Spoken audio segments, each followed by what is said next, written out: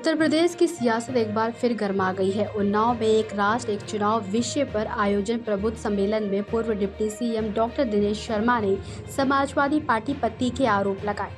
उन्होंने कहा कि सपा समाज को जाति और धर्म के आधार पर बांटने की साजिश कर रही है, खासतौर पर दलित समाज को भड़काकर सनातन धर्म के खिलाफ खड़ा करने की कोशिश की जा रही है।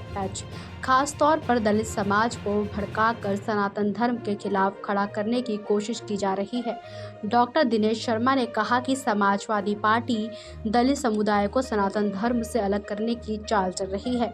उन्होंने सपा के वरिष्ठ नेता स्वामी प्रसाद मौर्य की राष्ट्रीय महासचिव के तौर पर नियुक्ति का जिक्र करते हुए कहा कि मौर्य के जरिए धार्मिक ग्रंथों का अपमान करवाया गया। वहीं सपा नेता अबू आजमी से औरंगजेब के पक्ष में बयान दिलवाकर समाज में जानबूझकर तनाव फैलाने की कोशिश की गई है। डॉक्टर शर्मा यही नहीं रुके, उन्होंने दलित सांसद रामजी लाल सुमन और नेता इंद्रजीत सरोज के बयानों का भी हवाला दिया और कहा कि इनके माध्यम से इतिहास और देवी देवताओं का अपमान कराकर सपा समाजी टकराव को बढ़ावा दे रही है। शर्मा ने चेतावनी भरे लहजे में कहा कि दो हाथ करने की बात अगर आई तो प्रतिक्रिया भी होगी। देखिए, अभी भारत के राजनीतिक इतिहास की एक बहुत बड़ी घटना आज़ादी के बाद की है।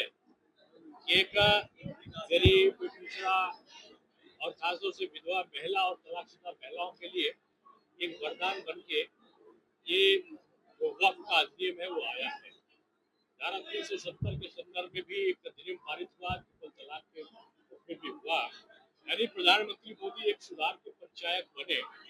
अब एक पूरे देश में बहस छिड़ी है कि वन नेशन वन इलेक्शन, ये एक साथ विधानसभा और लोकसभा के चुनाव हो और उनके 100 दिन के बाद जो स्थानीय निकाय के चुनाव हो उनकी भी प्रस्तावना हो। एक पूरे एक कमेटी बनी थी पूर्व राष्ट्रपति आदरणीय रामनाथ कोविंद जी के अध्यक्षता में, जिसमें अमित शाह जी भी थे, गुलाम नबी आजाद भी थे। इन लोगों ने पूरा एक बृहत 47 राजनीतिक दलों से परामर्श किया, जिसमें 32 राजनीतिक दलों ने इसे लागू करने के लिए कहा। अब पूरे देश में पूर्व न्यायाधीश हैं, चाहे सुप्रीम कोर्ट के हैं, चाहे हाई कोर्ट के हैं, अधिवक्ता है, अध्यापक हैं, व्यापारी हैं, समाज के विभिन्न वर्गों से आज परामर्श का दौर इसमें चल रहा है। और जगह जगह की वन नेशन वन इलेक्शन है क्या, इससे लाभ क्या है। ये आर्थिक केवल बचत नहीं है, उन बचतों से जो गरीबों के उन्नति का एक भाव छिपा है, उसको भी इस वन नेशन वन इलेक्शन के उसमें हम लोग जगह जगह बता रहे हैं। और मैं कह सकता हूँ कि ये वरदान साबित होने वाला है और मोदी जी के इस युग में एक कड़े निर्णय और राष्ट्र के लिए मजबूती के निर्णय वो आज पर्याय बने हैं। तो ये उन्नाव में कल शाम को तय हुआ। आज हजारों लोगों की जो भीड़ है, रास्ते भर लोगों ने स्वागत किया।